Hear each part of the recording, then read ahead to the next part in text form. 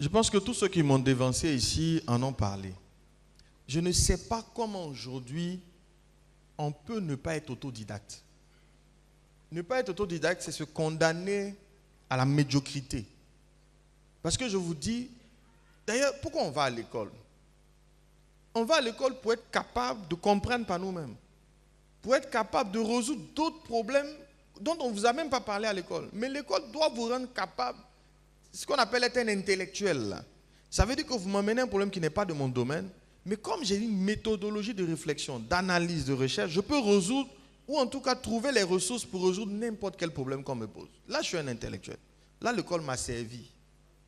Et comment on trouve ces ressources? Parce que les problèmes que vous allez rencontrer dans la vie, mais n'auront rien à voir avec ce que vous avez vu à l'école.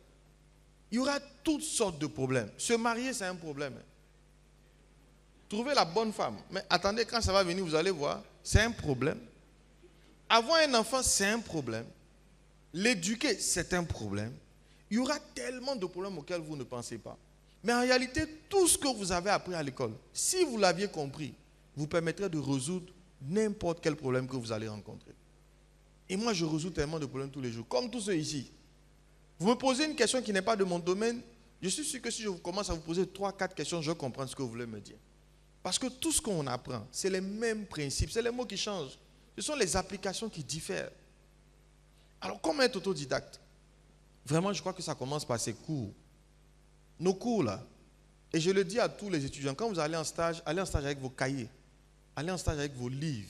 Parce que c'est maintenant que vous allez comprendre ce que vous avez appris à l'école. Quand des difficultés vont vous être posées, retournez à vos cahiers. Qu'est-ce que le prof avait voulu dire en son temps? Apprenez déjà dans vos cours. C'est la première base. Aujourd'hui, les réseaux sociaux nous offrent des opportunités énormes. Les livres coûtent cher, mais il y a des bibliothèques. Lisez. Lisez, je vous en supplie. Normalement, quand vous êtes face à un problème, pour moi, il vous faut au moins 5 sources. La première source, ce sont vos cours. La deuxième source, ce sont vos livres. Il faut chercher des livres, il faut aller dans une bibliothèque.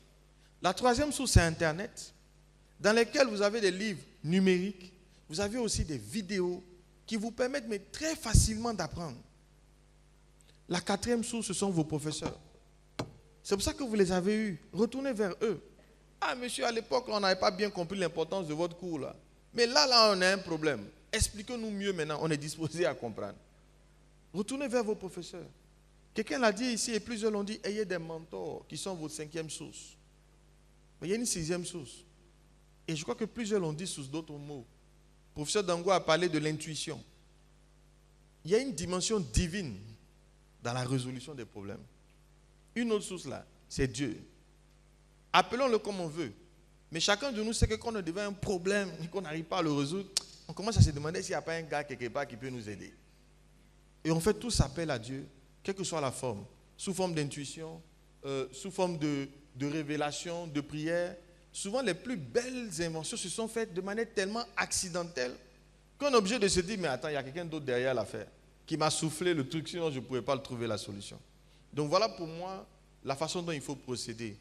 Et vraiment, jeunesse, je vous en prie, ne dormez jamais sans avoir appris quelque chose de nouveau dans votre domaine. Ne dormez jamais.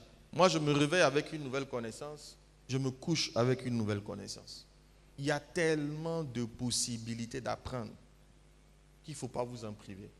Le monde de demain, puisque la connaissance se généralise tellement, ça veut dire que la partie information est tellement disponible qu'il n'y aura que les personnes qui comprennent vraiment et qui savent utiliser qui vont faire la différence. Avoir juste de l'information ne va plus servir à rien parce qu'elle est disponible. Quelle que soit l'équation, je tape sur Internet, je vais la trouver. Le tout n'est pas de la trouver, c'est de la comprendre et c'est de l'utiliser.